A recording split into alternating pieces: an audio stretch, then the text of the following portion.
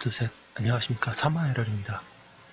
2028 사마에럴 TV 경제학사 탐하노의 방랑 1984년판 231페이지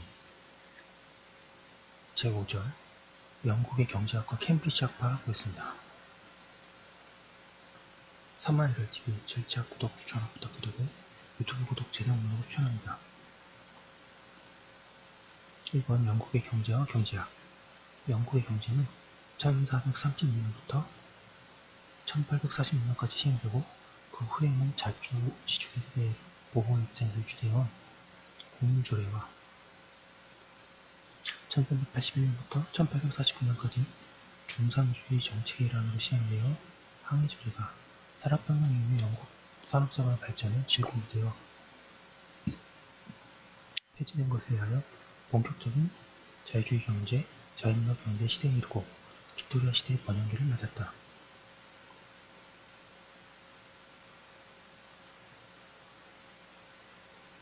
이 번영은 1825년 이후 거의 10년마다 자본주의 경제에 습격한 주기적 공황을 수반하면서도 1870년대까지 계속되었다.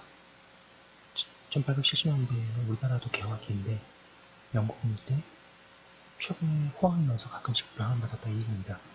이 4반세기는 보통 영국 자본주의 황금시대라 불리는 232페이지. 영국은 당시에 사실상 세계의 공장이었다. 그러나 1873년부터 96년경까지 계속 심각한 대공황 이 시대에 들어가면서 영국의 번영은 종직을 짓고 그것에 대신한 실현의 시대를 맞이하게 된다. 물가 수준의 생산력의 높은 증가율과 자유경제의 결과 호황기, 불황기를 수반하면서도 하락 경향은 보여왔다. 특히 대불황기에 있어서 물가의 하락률은 크기 때문에 산업계의 협업이 되셨으나 중소기업의 도산을 통해서 점차로 산업부조와 산업조직의 변화를 가져오게 되었다. 또 상당한 양의 실업과 도산, 산업 핍박에 의해 국내 시장의 협사 때문에 영국 자본주의는 그 매출구를 해외 시장에서 구하고 영국 상품과 격렬한 경쟁을 하지 않을 수 없었다. 영국의 상업사회도 그런 문제되었던 것이다. 자본주의에 내지 않은 재무순이 반복되고 세계공황의 형태로 현지화되고 그것에 의해서 내외의 경제 환경이 변화하고 사회에 심각한 재해들을 발생시키게 되면 경제학의 영역에 있어서도 종래의 정통적 학설에 대해서 비판과 반성이 나오는 것은 필요합니다. 이 부분이 참 멋있는 말입니다. 여러분 논문 쓰실 때 꼭 참고하시기 바랍니다. J.S. 밀로 대표되는 당시 영국 고전경제학은 역시 정권파의 지위를 확보하고 있었지만 1869년에 이르러 썬턴의 비판에 굴복하고 밀 자신의 고전경제학의 지주의 하나인 임금 기금서를 방기하지 않을 수 없었다. 1876년 런던 경제학 클럽에서는 아담 스미스너프로 출판 100주년을 기념하는 성대한 만찬이나 특별 토론회가 개최되었다. 거기서 스미스에 의하여 수립된 경제학 체계가 의연히 찬양되었지만 다른 한편으로는 바조트가 경제학의 공존에서 우리들의 경제학은 빛나는 만화 업적을 수용했음에도 불구하고 그 현상은 결코 만족할 만한 것이 아니다. 경제학은 오히려 대중의 정신 속에서 죽어갔다.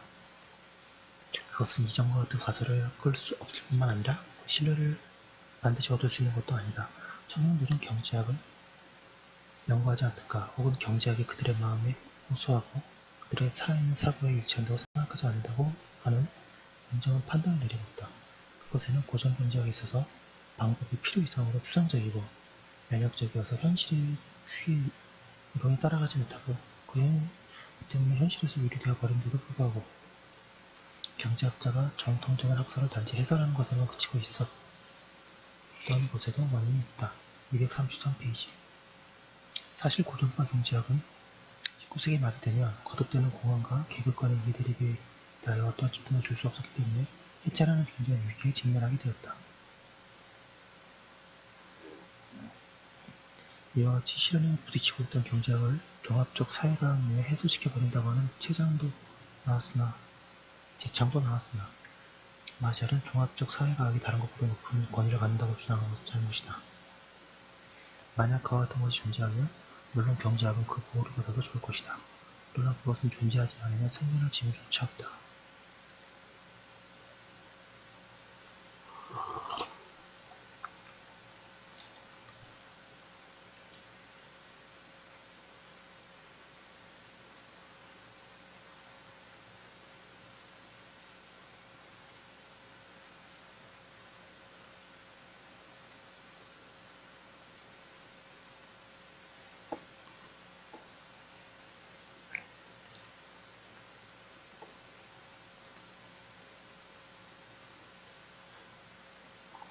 그러나 그것은 존재하지 않으면 생각할 지금조차 없다.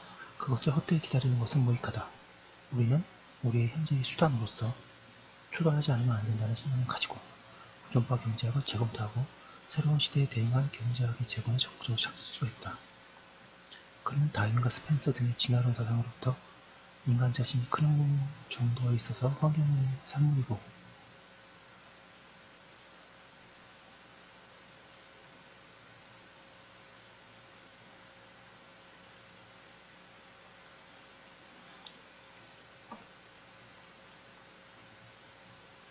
환경과 같이 변하는 것이다.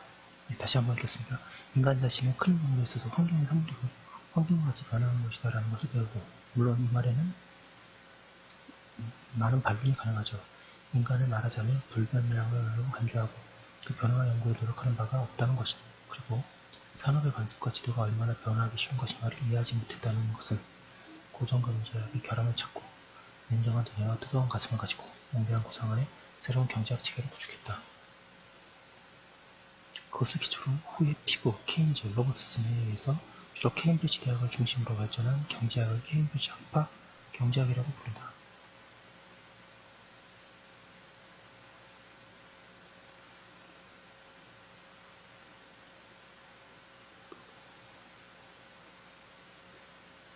한편 고전 경제학의 기본적 지주인 이번 가치사를 신뢰하는 용도로 바꿨고, 스스로 그것에 대치되는 가치사를 제시한 사람이 제본스이다. 그는 1860년경에 이미 고전파에 대신하는 그의 가치론의 본질적인 부분을 정식화하고 영국 학술협회에 제출한 논문 가운데 참된 경제이론은 인간의 커다란 운동과 쾌락과 고통의 감정이 지속되는 것에 의해서만 달성된다라고 쓰고, 그것을 간단히 소개하고 있으나 당시는 아직 주목되지 않았다. 그러나 그것은 완전한 무수를 띠고도 다시 세상의 그 진가를 묻게 되었다.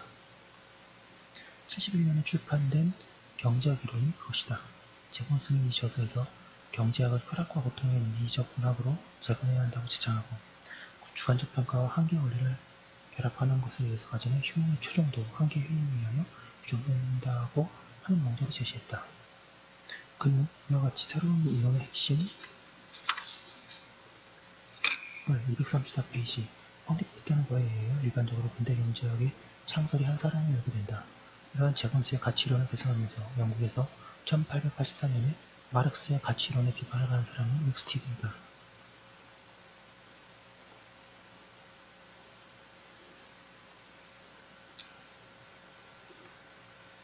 웨버와 함께 폐교한 사회주의자의 한 사람이었던 버나드 쇼는 이 비판에 대하여 격렬하게 반론을 제기했으나 이들 두 사람의 논쟁 끝에 쇼는 한계 효용 이론을 신뢰하지 않을 수 없었다는 일화도 있다.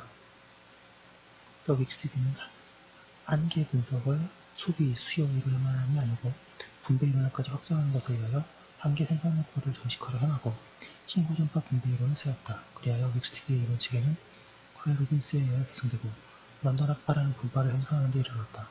또 이 시대에는 1892년 3월에 창립된 왕립경제학회 기간지의 초대 편집자로서, 또 1991년 이후 케인즈의 협력자로서 장년에 걸쳐 활약하고, 또 무차별 곡선의 제약 곡선이라는 경제 분석상의 개념의 연구를 이론상의 측면에서도 마샬과 똑같이 크게 공헌한 엣지워드가 있다.